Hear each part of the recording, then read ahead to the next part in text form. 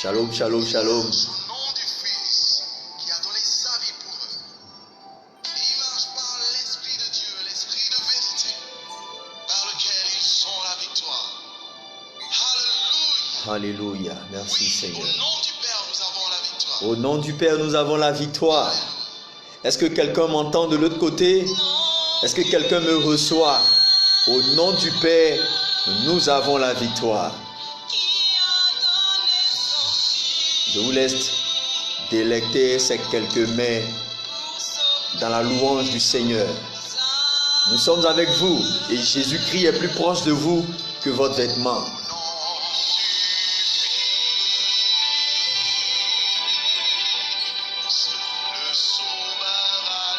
Shalom, shalom, Homo. Que le Seigneur te bénisse et bienvenue au bébé.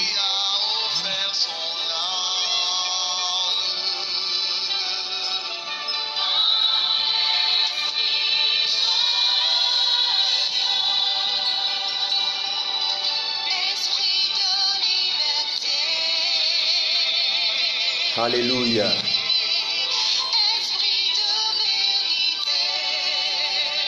Merci Seigneur. Merci pour ta fidélité.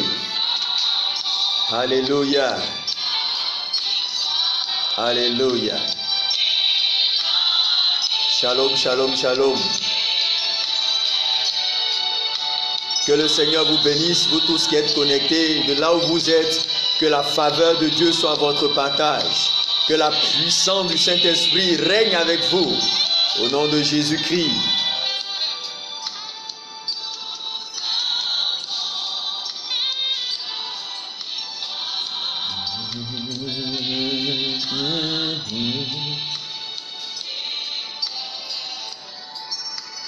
Bien-aimés frères et sœurs dans le Seigneur, nous sommes dans la joie de vous recevoir et de vous accueillir. Toute chose concourt au bien de ceux qui aiment Dieu. Et aujourd'hui, l'Église est dans une sorte de confinement. Depuis le lundi, l'État de Côte d'Ivoire, au travers du Conseil national de sécurité, a donné 13 mesures pour permettre aux Ivoiriens, à tous ceux qui vivent sur la terre de l'Ibionie, de bien vouloir se comporter et se conformer avec ces règles en fonction de la situation que nous traversons. Et le mardi juste qui a suivi, l'Église méthodiste unique Côte d'Ivoire, par le truchement de ses premiers responsables, aussi ont donné des mesures d'accompagnement. Et dans ces mesures d'accompagnement, la plus forte, la plus puissante, et celle qui fait couler beaucoup d'encre et de salive, c'est que il y a arrêt systématique depuis le 18 à minuit, depuis le 18 mars à minuit, arrêt systématique de toutes les activités sur les paroisses, même les classes méthodistes. Bien-aimés, toute chose concourt au bien de ceux qui aiment Dieu. Et ce soir, je voudrais m'adresser à l'Église du Seigneur. Je voudrais m'adresser à l'Église du Seigneur, m'adresser à nos bien-aimés et bénir votre vie, bénir vos familles. L'Église, dans son histoire, a traversé des moments plus difficiles, plus horribles que celles que nous traversons aujourd'hui avec la crise, la pandémie, celle du coronavirus. Et la mesure qui nous a été donnée, c'est que il est demandé à chaque fidèle méthodiste de s'organiser, d'organiser le culte familial. Peut-être que ça nous tombe dessus, mais pour certains qui sont déjà aguerris parce qu'ils ont eu l'habitude de pratiquer les cultes matinaux, cela n'est pas nouveau. Que le Seigneur vous bénisse. Alors, ce soir, en prenant la parole, nous voulons vous donner quelques indications, quelques conseils, quelques orientations afin de tenir vos cultes familiaux à la maison, vos cultes familiaux à la maison. L'église, ce n'est pas les quatre murs. L'église, ce n'est pas le rassemblement des individus, mais l'église, c'est le regroupement invisible, mystique et spirituel de tous ceux qui ont donné leur vie au Seigneur Jésus-Christ. Alors donc, bien-aimés, permettez que nous puissions vous donner ces quelques indications. Pour nous, le culte matinal est une occasion forte de resserrer les liens de famille, de resserrer les liens de fraternité. Le culte matinal peut être constitué d'une seule famille ou bien de 2 ou 3 familles qui se trouvent dans les environs. Le culte matinal ou le culte familial, c'est cela. Alors, pour que nous puissions rester dans cette dynamique, nous avons estimé que dans 1h30 minutes de célébration en présence du Seigneur, un culte familial peut se tenir. Mais comment commencer? Comment commencer? Bien sûr, il faut avoir des acteurs. Il faut bien avoir des frères et des sœurs qui sont engagés, nés de nouveau, qui sont habitués à l'animation des programmes de prière. C'est pourquoi un père de famille devait être le modèle. Si vous avez un prédicateur dans les environs, vous avez un conducteur dans les environs, il faut l'associer à cela. On peut commencer le culte familial par un temps d'animation avec des cantiques de louanges bien rythmés et connus de tous. Des cantiques de louanges bien rythmés et connus de tous. Pour créer la chaleur, la confraternité, pour créer la symbiose entre les participants de ce programme. C'est un temps de louange qui peut durer entre 10 et 15 minutes en fonction de la faveur, en fonction de l'onction que vous recevez. Et après ce temps de louange bien rythmé avec des cantiques populaires, l'un des responsables de ce culte familial peut prendre donc la parole et confier le temps que nous allons passer, le temps que vous allez passer dans la présence du Seigneur. En ce qui concerne la prière introductive, elle peut commencer, on peut démarrer le programme de prière par la prière introductive, comme on peut commencer le programme par un temps de louange et puis après faire la prière introductive. Peu importe dans le cas où nous nous situons, ce qui est important, c'est de confier le programme au Seigneur. Après cette prière introductive, le dirigeant principal peut donc donner quelques paroles d'encouragement. Des paroles d'encouragement, des paroles pour requinquer l'auditoire. Et ainsi, nous pourrons aborder le volet de l'aplanissement. Le volet de l'aplanissement. Dans les thèmes liturgiques, on parle de la liturgie de préparation. La liturgie de préparation, c'est une liturgie, on dit en fait, c'est un espace de temps qui est donné à l'animateur principal de conduire l'auditoire, de conduire le peuple de Dieu à rencontrer le Seigneur. Alors donc, cette liturgie de préparation ou liturgie d'entrée ou aplanissement est un temps où on exhorte les bien-aimés à l'action de grâce, au remerciement, à dire merci à Dieu pour ses hauts faits, pour ses bienfaits. C'est un temps pour passer un temps dans la contemplation, pour méditer, pour laisser notre âme, notre esprit être transporté dans la présence de Dieu, pour être véritablement connecté avec celui-là qui vit pour le siècle des siècles. Et puis bien sûr, le Dieu que nous servons, comme il est saint, il est 3 fois saint. Il est écrit dans le lieu 3 fois saint, sainteté à l'Éternel. Il est important de passer un temps de confession de nos péchés.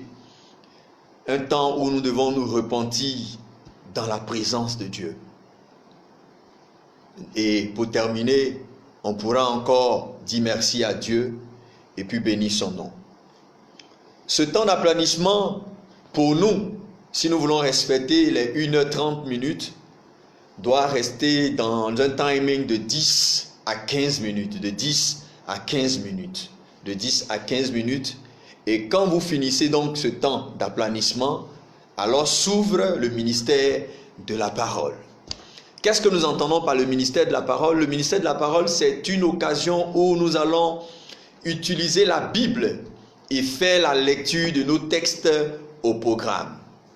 Pour les méthodistes, chaque dimanche, le lectionnaire des prédicateurs est là comme un instrument indicateur pour nous amener à rester dans la dynamique, dans le plan du Seigneur, comme cette année, nous étudions le livre de Luc. Alors, ces 3 textes, comme nous l'avons l'habitude de le voir, peut être lus en 5 minutes. Vous pouvez choisir une option, pas forcément de lire les 3 textes. Vous pouvez simplement prendre le texte principal, lire simplement le texte principal et laisser donc la parole au prédicateur du jour. Si bien sûr il y en a. Si quelqu'un dans l'assemblée, si quelqu'un dans l'auditoire s'est préparé comme prédicateur, comme orateur du jour, vous lui donc laissez la parole. Le prédicateur du jour a entre 15 et 20 minutes pour faire entendre la révélation de la parole du Seigneur, la révélation de Dieu au sujet du thème du jour et de faire comprendre au peuple ce que Dieu veut. Qu'est-ce que le Seigneur veut pour nous?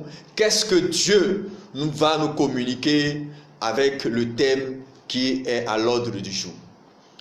S'il n'y a pas un orateur outillé, quelqu'un qui a le verbe, nous pouvons simplement procéder par échange sur la base des textes ou du texte que nous avons choisi, le texte que nous avons lu.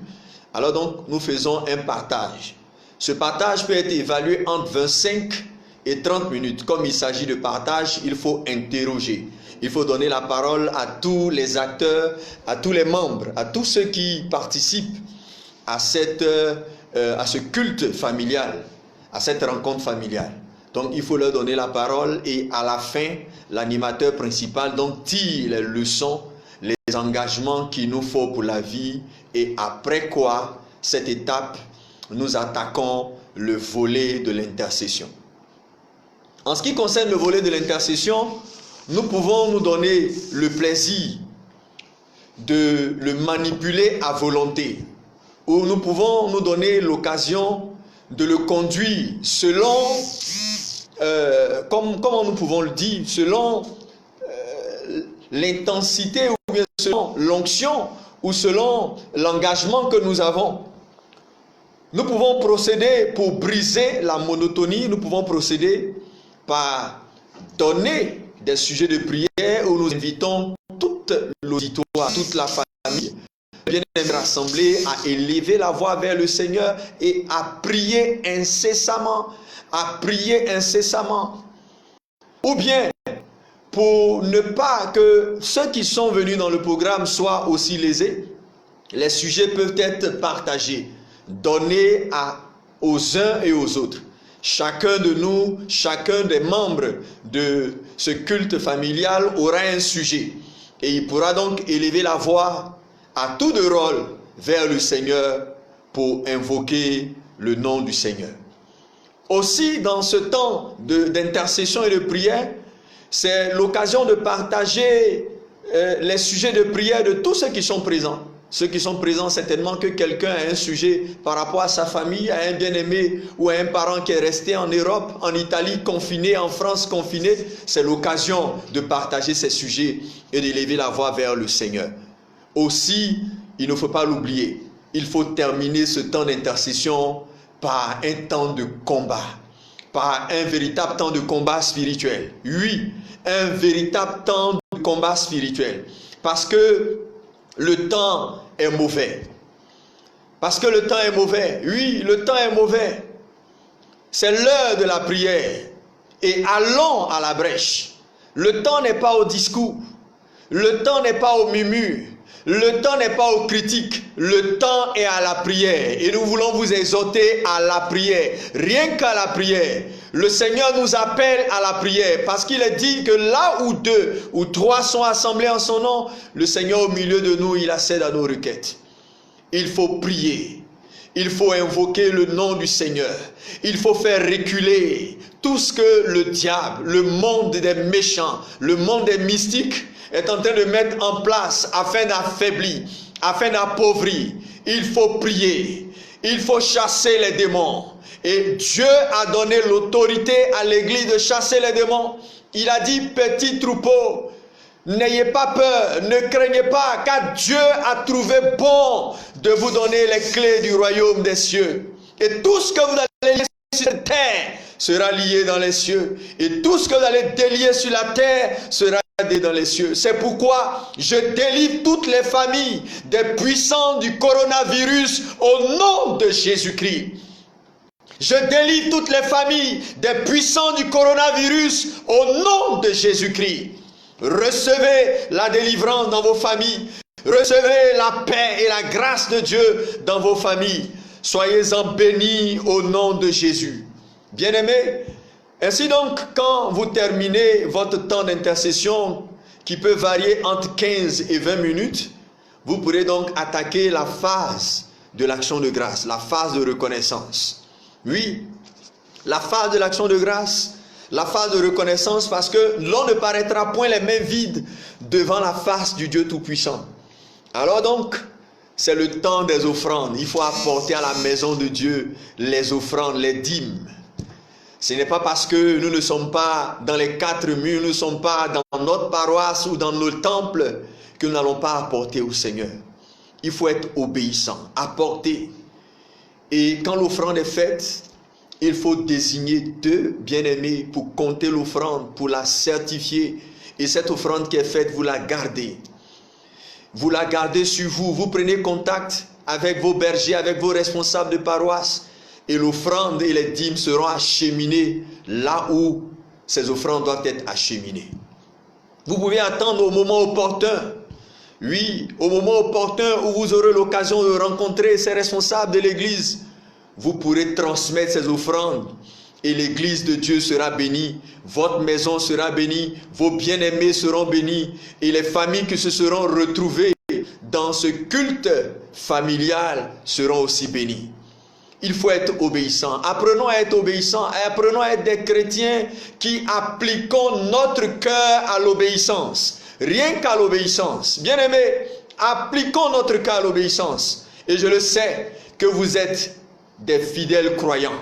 Je le sais que vous avez un cœur obéissant et que le Seigneur vous le rendra au centuple.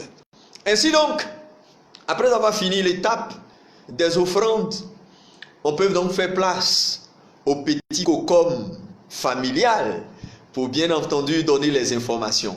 Les informations sur le pays, les informations sur l'église, les informations sur la famille. Et après quoi, l'orateur ou l'officiant principal de ce culte familial pourra donner la parole d'exhortation et dire la bénédiction finale. Bien-aimés, voici de manière ramassée, de manière succincte, un tout petit développement sur ce que c'est que le culte familial. Et nous savons que le Seigneur est avec vous.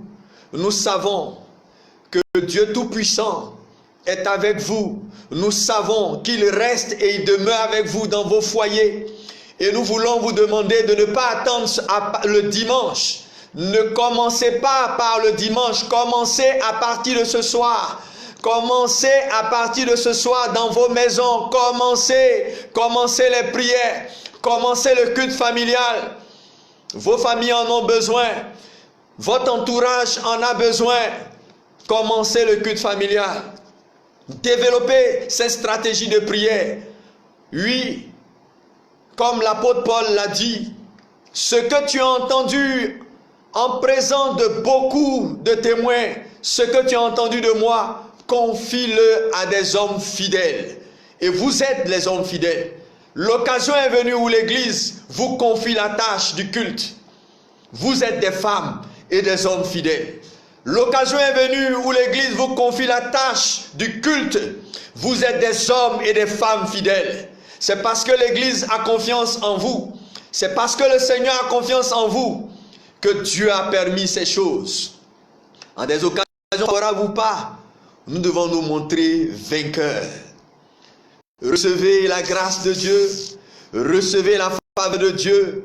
Maintenant, je veux terminer ce temps. Oui, ce petit temps d'exhortation. Je veux terminer ce petit temps d'exhortation en priant pour vous. Je prie maintenant le Seigneur pour vous, là où vous êtes, Père. Je prie pour le peuple qui m'a écouté, pour ces bien-aimés qui sont restés en ligne. Je prie, ô Dieu, que tu puisses les visiter dans leur foyer. Je prie, Seigneur, que tu puisses les visiter dans leur maison et que tu commences à disposer chaque famille et chaque foyer au culte familial. Au culte familial, bénis-les et que l'onction d'en haut les visite, que l'onction des prophètes les visite, que l'onction des apôtres les visite. Accorde-les les charismes dont ils auront besoin pour que le culte familial soit célébré. Seigneur, tu es le Dieu éternel en qui nous croyons et nous savons que ton Saint-Esprit ne nous fera point défaut. Des prophéties vous seront accordées et le Seigneur va dévoiler des cœurs, les mauvais cœurs, les cœurs maladroits. Le Seigneur va dévoiler des choses qui sont en train de se tramer dans le secret. Bien-aimés, rangeons-nous et rangeons-nous en ordre de bataille, car c'est l'heure de la prière. Allons à la brèche, allons à la brèche. Que le Seigneur vous bénisse. Shalom, shalom, shalom. Amen.